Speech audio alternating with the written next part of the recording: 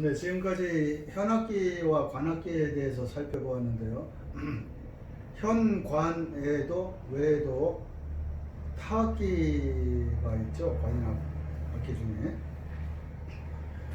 중에. 타악기는 모든 악기 중에서 가장 원초적인 악기다.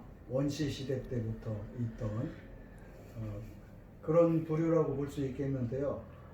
이 타악기를 재질에 따라서 나눠보면 이렇게 동물의 가죽을 이용한 악기들, 현재까지도 팀판이라든가 그 다음에 드럼 이제 크기에 따라서 작은 북, 큰 북, 또 탬버린 이런 악기에도 가죽을 이렇게 붙여서 쓰고 있는 걸 볼 수 있고요. 지금은 실제 이 천연 가죽보다는 합성 가죽을 많이 쓰는 경향을 볼 수 있는데, 천연 가죽을 고집해서 쓰는 경우도 종종 있습니다. 음색은 관리하기가 어려워서 그렇지 음색 자체는 아마 천연 가죽이 조금 좋지 않나 그런 생각을 난 개인적으로 가져보는데요. 좀 관리하기는 어렵다고 그래요.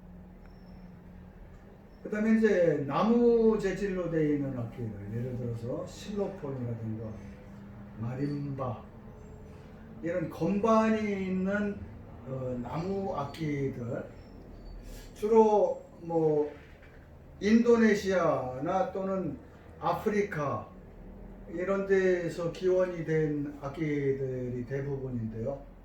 현재도 이와 비슷한 그 악기들이 그 원산지에는 있는 걸 볼 수 있죠. 악기법도 많이 발달을 했고, 그 다음에 이제 쇠로 만든 악기들이 있습니다. 이제 종류들, 글로켄슈필이라든지 차임, 비브라폰, 첼레스타 이런 악기들이 쇠로 만들어진 악기라고 볼 수 있고, 그렇게 타악기를 분류할 때 재질에 따라서 분류할 수도 있고, 그 다음에는 음정을 가지고 있느냐 그렇지 않느냐에 따라서 분류를 할 수도 있을 것 같습니다. 이 건반악기 종류처럼 확실한 12음 음계를 가진 그런 악기들도 있는가 하면은, 팀파니 같은 악기는 보통 2대 내지 3대를 놓고 몇 가지 음정을 이렇게 사용하는 걸 볼 수 있죠. 자, 팀파니의 경우에는 말 자체가 복수입니다. 팀파니 이러면 보통은 2짝 이상을 이렇게 놓고 세트로 이렇게 사용을 하는데, 그러면 팀파니를 통을 하나만 놓고 쓰는 예는 없느냐? 가끔 있습니다. 그런 경우에는 팀파니 이렇게 복수형으로 불리지 않고 원래 형태처럼 팀파노 오가 되죠. 팀파노로 불리게 됩니다. 그래서 몇몇 곡들에서 팀파노가 쓰이는 그 예들을 볼 수가 있는데, 이렇게 한 짝을 놓고 쓸 때는 팀파니라고 표현을 하면 안 되고 팀파노 이렇게 표현을 해야 된다는 거는, 대체로는 그 조에 속한 주음과 딸림음을 거의 사용을 했는데, 예를 들어서 C 메이저에 같으면은 도와 솔 이렇게 2개를 놓고 쓰는 게 대부분이죠. 기보법이 이제 그동안 많이 변해왔어요. 그래서 고전음악 시대 때는 예를 들어서 D 메이저의 곡이 있다 그러면은 오순보에 그릴 적에 도, 솔에 그리고 옆에 팀파니 인 D와 A라고 이렇게 써놨던 거죠. 그렇지만 항상 C 메이저의 도, 솔로 표시했던 거, 어떤 조든지 간에, 대신에 이제 옆으로 조음금을 표시했었고, 그러나 요즘에 와서는 거의 이제 조표도 사용하고 실음 그대로 악보에 기보를 하는 거를 볼 수 있습니다. 지금까지 이르기에 팀파니의 그 기보법의 변화가 여기 적혀 있는데요.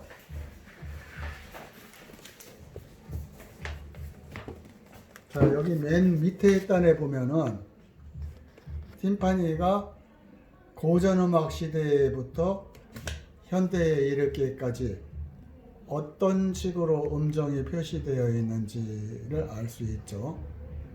아까 얘기한 대로 무조건 C 메이저의 도, 솔에 위치하게 해놓고 조가 바뀔 경우에는 왼쪽에 그 조를 이렇게 써놓는 경우가 있고, 맨 오른쪽으로 보면은 현재 기보법은 조표와 임시표까지도 그대로 실음대로 적은 형태, 이런 거를 여러분들이 확인할 수 있겠습니다. 이와 같이 팀파니의 그 기보법을 살펴봤고요.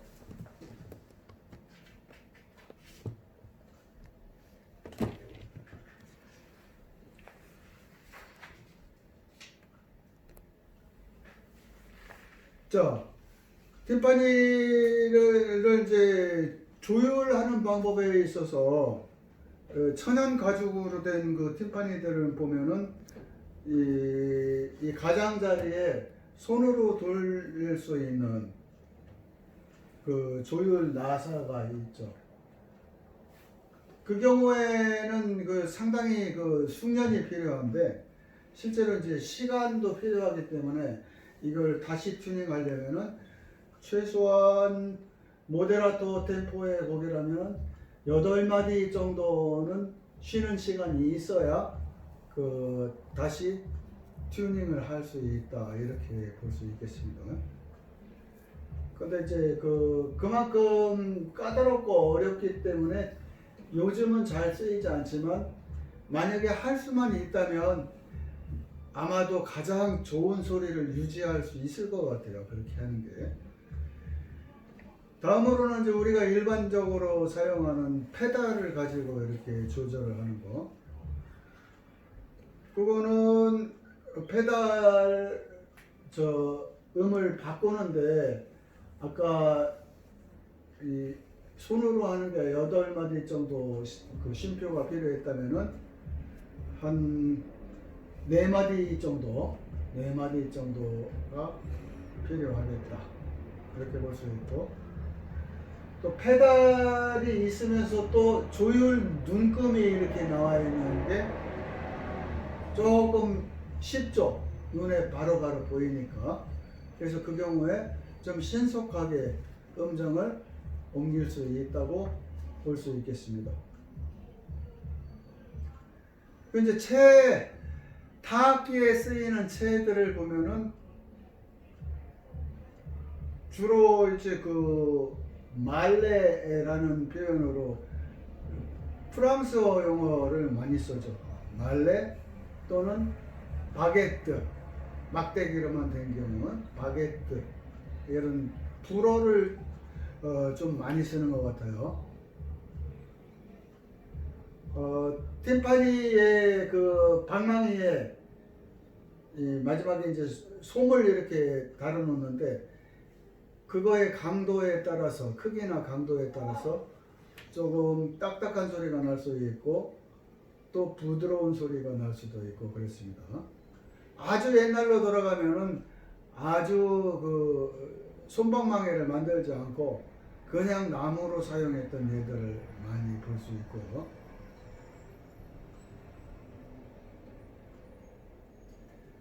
자, 그 다음에 이제 그 드럼 같은 경우에는 주로 그 나무 스틱을 사용할 수 있겠죠. 근데 이제 드럼 스틱을 가지고 팀파니를 치는 경우도 있고, 가끔은 드럼 스틱을 사용해서 심발즈를 이렇게 치는 경우도 있고 그럴 수가 있겠습니다. 기본적으로 팀파니는 롤을 잘해야겠습니다. 팀파니 외에 팀파니뿐이 아니죠. 뭐 스네어 드럼이라든가 이런 것들도 롤을 잘해야 되는데 그 롤의 표시는 두 가지가 있을 수가 있죠. 이렇게 트레몰로 표시로 덧줄을 이렇게 많이 거서 쓰는 경우도 있고 트릴 표시로 TR 이렇게 굴러가는 표시 그렇게 하는 경우도 있고 의미는 같은 거라고 보면 되겠습니다. 그 외에도 이제 그런 막대기 종류 말고도 브러쉬 종류로 이렇게 사용하는 경우도 볼 수가 있고요. 또는 심벌즈도 마찬가지입니다. 두 개 이상을 같이 이렇게 울릴 때 그걸 심벌즈 S 복수형 S가 들어가고 한 짝만 가지고 사용할 때는 심벌즈가 아니라 그냥 심벌이 되겠죠. 심벌인 경우에는 채로 치는 거죠. 채로 예를 들어서 스네어 드럼 채로 칠 수도 있고 그런 브러쉬 종류를 사용을 할 수도 있고 그래서 그 경우에는 심벌즈 이렇게 표현을 하지 않고 S자를 빼고 단수형으로 심벌 이렇게 표기를 해야 되겠습니다. 자, 팀파니는 보통 아까 얘기한 대로 주음과 딸림음 이렇게 두 음을 기본으로 많이 쓰고 있는데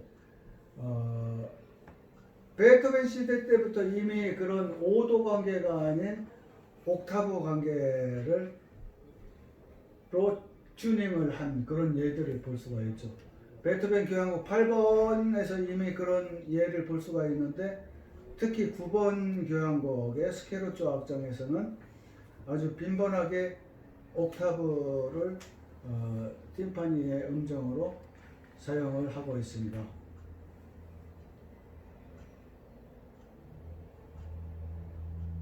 자, 그 다음에 이제 팀파니는 페달을 이용해서 글리산더를 만들고 있어요.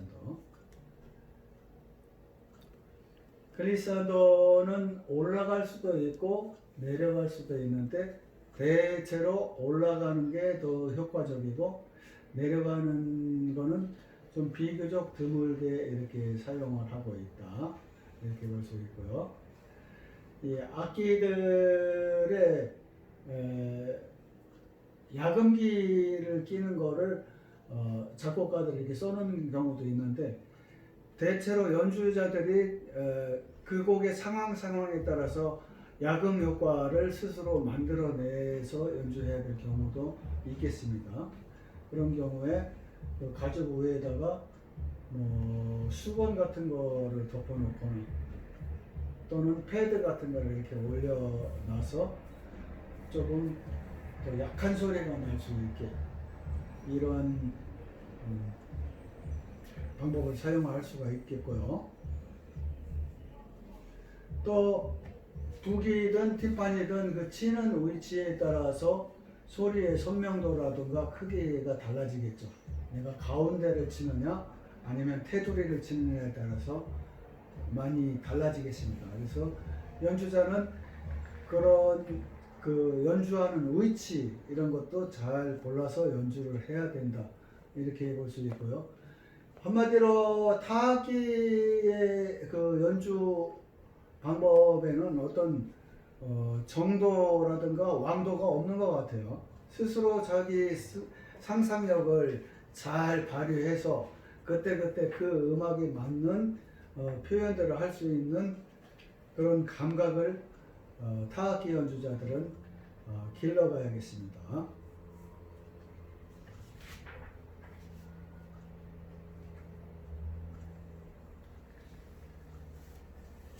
자, 그러면 한번 우리가 그 대면 수업이 시작되면은 실제 타악기 연주자 한 사람을 불러서 이러저런 타악기들의 음들을 실제로 한번 지켜보고 소리를 들어보고 하는 시간을 가져보도록 하겠습니다.